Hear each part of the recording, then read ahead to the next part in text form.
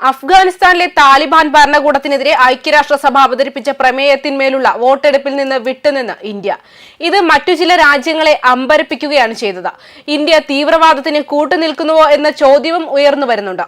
എന്നാൽ ഇന്ത്യയെ സംബന്ധിച്ചിടത്തോളം താലിബാൻ ഭരണകൂടത്തിന്റെയും അഫ്ഗാനിസ്ഥാനിലെയും തീവ്രവാദ പ്രവർത്തനങ്ങൾ പൂർണ്ണമായും അവസാനിപ്പിക്കണം എന്ന ഉദ്ദേശമാണ് കൂടുതലും. ഒരു രാജ്യത്തിന്റെ ഭരണകൂടം അവിടുത്തെ ജനങ്ങൾക്ക് വേണ്ടി സമാധാനം നിലനിർത്തുക എന്ന ലക്ഷ്യം മുന്നിൽ കണ്ടുകൊണ്ടാകണം. പ്രമേയം സാധാരണ കാര്യമാണെന്നും ആഗോള സമൂഹം അഫ്ഗാൻ ജനതയ്ക്കായി വിഭാവനം ചെയ്യുന്ന ഫലമുണ്ടാക്കാൻ പ്രമേയത്തിന് സാധിക്കില്ലെന്നും ചൂണ്ടിക്കാട്ടിയാണ് ഇന്ത്യ അതിൽ നിന്നും വിട്ടുനിന്നത്. അഫ്ഗാനിസ്ഥാനിലെ സാഹചര്യം എന്ന വിഷയത്തിൽ ജർമ്മനി അവതരിപ്പിച്ച കരട് പ്രമേയം 193 അംഗ UN പൊതുസഭ തിങ്കളാഴ്ച അംഗീകരിച്ചു. 116 രാജ്യങ്ങൾ അനുകൂലമായും 2 രാജ്യങ്ങൾ എതിർത്തും വോട്ട് ചെയ്തു. ഇന്ത്യ ഉൾപ്പെടെ 12 രാജ്യങ്ങൾ വിട്ടുനിന്നു.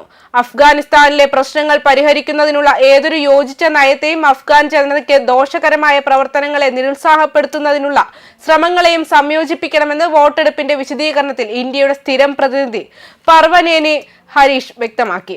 അഫ്ഗാനിലെ സ്ത്രീകൾക്കെതിരെയുള്ള അടിച്ചമർത്തലുകൾക്കെതിരെയും മനുഷ്യാവകാശ ലംഘനങ്ങൾക്കെതിരെയുമാണ് പ്രമേയം അവതരിപ്പിച്ചത്. ഇന്ത്യയുടെ കാഴ്ചപ്പാടിൽ ശിക്ഷാ നടപടികൾ മാത്രം ശ്രദ്ധ കേന്ദ്രീകരിക്കുന്ന സമീപനം വിജയിക്കാൻ സാധ്യതയില്ല. സംഘർഷാനന്തരമുള്ള മറ്റ് സന്ദർഭങ്ങളിൽ ഐക്യരാഷ്ട്രസഭയും വിശാലമായ അന്താരാഷ്ട്ര സമൂഹവും കൂടുതൽ സന്തുലിതവും സൂക്ഷ്മവുമായ സമീപനങ്ങൾ സ്വീകരിച്ചിട്ടുണ്ടെന്നും ഹരീഷ് വ്യക്തമാക്കി. അഫ്ഗാനിസ്ഥാനിലെ സുരക്ഷാ സാഹചര്യം ഇന്ത്യ സൂക്ഷ്മമായി നിരീക്ഷിക്കുന്നുണ്ടെന്നും അദ്ദേഹം വ്യക്തമാക്കിയിട്ടുണ്ട്.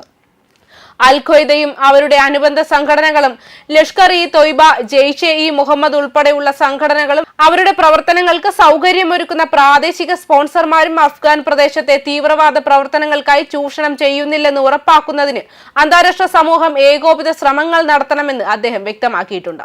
അതേസമയം ഇന്ത്യ അഫ്ഗാനിസ്ഥാനുമായുള്ള ശക്തമായ ബന്ധം പങ്കിടുകയും ചെയ്യുന്നുണ്ട്. കൂടാതെ ന്യൂഡൽഹിയിലെയും കാബൂളിലെയും വിവിധ സർക്കാരുകൾ അടുത്ത നയതന്ത്ര ബന്ധങ്ങളും ജനങ്ങൾ തമ്മിലുള്ള ബന്ധങ്ങളും വളർത്തിയെടുത്തിട്ടുണ്ട്.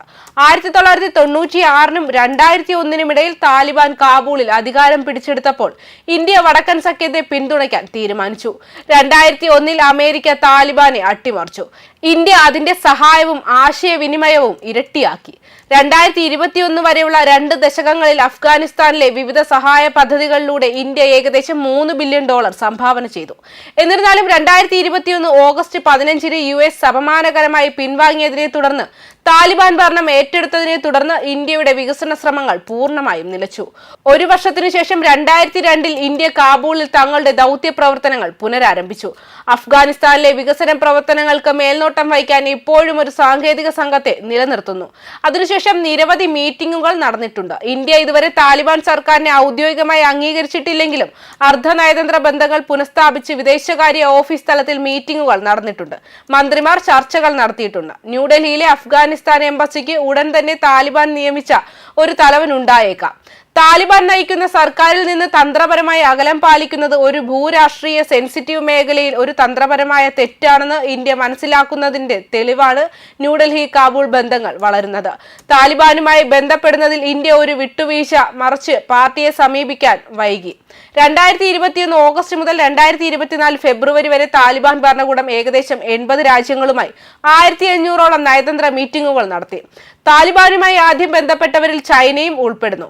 അവർ ആഴത്തിലുള്ള സാമ്പത്തിക ബന്ധം സ്ഥാപിച്ചു. പാകിസ്ഥാൻ പിന്തുണച്ചിരുന്ന താലിബാൻ കാബൂളിൽ അധികാരമേറ്റതിനു ശേഷം ഇസ്ലാമാബാദുമായി മികച്ച ബന്ധമൊന്നും ഉണ്ടായിരുന്നിട്ടില്ല. ഇസ്ലാമാബാദിനും കാബൂളിനും ഇടയിലുള്ള ഈ വികസിച്ചുകൊണ്ടിരിക്കുന്ന വിടവ് പാകിസ്ഥാന്റെ സ്വാധീനം കുറഞ്ഞതിനാൽ അവിടെ സൃഷ്ടിക്കപ്പെട്ട ശൂന്യത നികത്താൻ ന്യൂഡൽഹിക്ക് അവസരം നൽകുന്നു. അഫ്ഗാനിസ്ഥാന്റെ പ്രകൃതി വിഭവങ്ങൾ ഉപയോഗപ്പെടുത്തുന്നതിൽ ചൈനയുമായി കിടപിടിക്കാൻ ഇന്ത്യക്ക് കഴിഞ്ഞേക്കില്ലെങ്കിലും മാനുഷിക ശ്രമങ്ങളിലൂടെ അഫ്ഗാനിസ്ഥാനിലെ ജനങ്ങളുമായുള്ള സൗഹൃദം നിലനിർത്താനും ന്യൂഡൽഹി പ്രതീക്ഷിക്കും. നല്ല ബന്ധം നിലനിർത്തുന്നതിലൂടെ സ്വന്തം മണ്ണിൽ പ്രവർത്തിക്കുന്ന പാകിസ്ഥാൻ സ്പോൺസർ ചെയ്യുന്ന ജെയ്ഷെ മുഹമ്മദ്, LET പോലുള്ള ഇന്ത്യ വിരുദ്ധ ശക്തികളെ താലിബാൻ ഭരണകൂടം നിയന്ത്രിക്കുമെന്ന് ഇന്ത്യ പ്രതീക്ഷിക്കും. അങ്ങനെ താലിബാൻ ഭരിക്കുന്ന കാബൂളുമായുള്ള ബന്ധം മെച്ചപ്പെടുത്തുന്നത് ഇസ്ലാമാബാദിന്റെ സ്വാധീന മേഖലയെ പരിമിതപ്പെടുത്തും. കാബൂളിലെ ഭരണകൂടവുമായുള്ള ന്യൂഡൽഹിയുടെ ബന്ധവും ടെഹ്റാനുമായുള്ള വർദ്ധിച്ചുവരുന്ന ഇടപെടലുകളും മേഖലയിലെ ഇസ്ലാമാബാദിന്റെ സ്വാധീനത്തിന് തന്ത്രപരമായ വെല്ലുവിളി ഉയർത്തുന്നു. ചാബഹാർ തുറമുഖത്തിലെ ഇന്ത്യയുടെ നിക്ഷേപം അഫ്ഗാനിസ്ഥാന് പാകിസ്ഥാന്റെ തുറമുഖങ്ങൾക്ക് പകരമുള്ള ഒരു അവസരം നൽകുന്നു.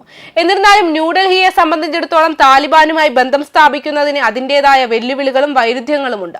താലിബാന്റെ ലോകവീക്ഷണത്തിൽ ഇന്ത്യ ശക്തമായ വിശ്വാസമായ ജനങ്ങൾ തമ്മിലുള്ള ബന്ധം കെട്ടിപ്പടുത്തുന്നുണ്ടെങ്കിലും അത് അത്ര പ്രധാനമല്ല. മനുഷ്യാവകാശങ്ങളും മതേതരങ്ങളും മൂല്യങ്ങളും അതിന്റെ മാർഗനിർദ്ദേശ തത്വങ്ങളിൽ ഉൾക്കൊള്ളുന്ന ഒരു ജനാധിപത്യ അധിഷ്ഠിത ഭരണ സംവിധാനമാണ് ഇന്ത്യയിലുള്ളത്.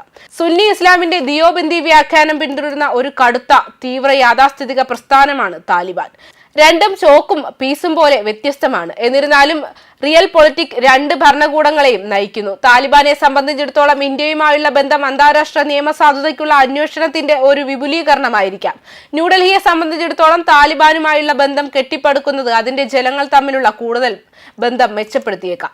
ഈ മെച്ചപ്പെട്ട ബന്ധങ്ങൾ അഫ്ഗാനിസ്ഥാനിലെ മതന്യൂനപക്ഷങ്ങൾക്ക്, പ്രത്യേകിച്ച് ഹിന്ദുക്കൾക്കും സിഖുകാർക്കും മെച്ചപ്പെട്ട ജീവിതത്തിലേക്ക് നയിച്ചേക്കാം. എന്നാൽ ഇവിടെയാണ് ക്യാമ്പ് താലിബാൻ ഭരണകൂടം കൂടുതൽ പ്രാധാന്യവും അംഗീകാരവും നേടുന്നതിനനുസരിച്ച് അത് അതിന്റെ സ്ത്രീവിരുദ്ധ ന്യൂനപക്ഷ വിരുദ്ധ അജണ്ട പിന്തുടരാൻ കൂടുതൽ സാധ്യതയുമുണ്ട്. അമേരിക്കയ്ക്ക് മെച്ചപ്പെട്ട പദ്ധതിയും അഫ്ഗാനിസ്ഥാനിൽ ജനാധിപത്യം കൂടുതൽ ആഴത്തിൽ വേരൂന്നുന്നത് കാണാൻ കൂടുതൽ ക്ഷമയും ഉണ്ടായിരുന്നെങ്കിൽ ഇന്ത്യക്ക് താലിബാൻ വിരുദ്ധ നിലപാട് തുടരാനും ജനകേന്ദ്രീകൃത വികസന പദ്ധതികളിൽ ശ്രദ്ധ കേന്ദ്രീകരിക്കാനും കഴിയുമായിരുന്നു. ന്യൂസ് ഡെസ്ക് കർമ്മ ന്യൂസ്.